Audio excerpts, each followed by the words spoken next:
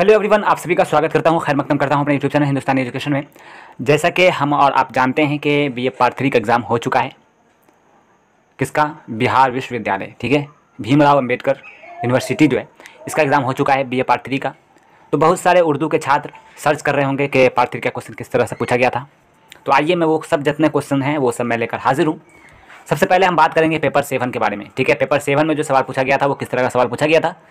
अगर आप हमारे चैनल पर नए हैं तो चैनल को सब्सक्राइब कर लीजिए और लेटेस्ट अपडेट के लिए बेल आइकन दबाना ना भूलिएगा। तो देखते हैं किस तरह का सवाल पूछा गया है।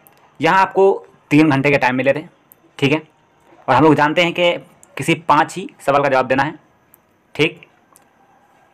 3 जो जवाब देना है वो आपको ग्रुप ए से देना है और 2 जवाब जो है वो ग्रुप बी से देना है, ठीक है। तो ग्रुप ए में जो सवाल है 3 है, यानी 3 सवालों के जवाब देना है, ठीक है। तो देखिए किस तरह का सवाल पूछा गया है ग्रुप ए में। देखिए ग्रुप ए में जो सवाल पूछा गया पहला नंबर पे वो पूछा है कि शाद की गज़लिया शायरी पर तबसरा कीजिए।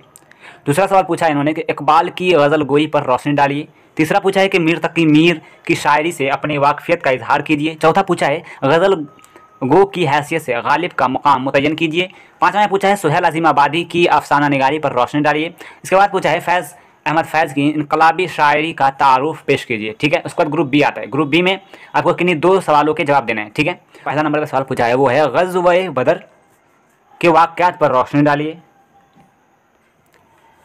उसके बाद 8वां नंबर पर सवाल पूछा है कि सुलह हुदैबिया से अपनी वाकफियत का इजहार कीजिए। इसके बाद पूछा है कि हज़रत अबू बकर सिद्दीक़ के दौरे खिलाफत का तारुफ पेश कीजिए।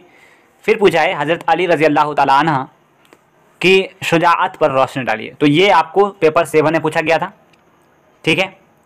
इस वीडियो में बस इतना ही। देखते रहिए हिंदुस्तानी एजुकेशन। मिलते हैं अगली वीडियो में। Good bye and take care. अल्लाह हाफिज़।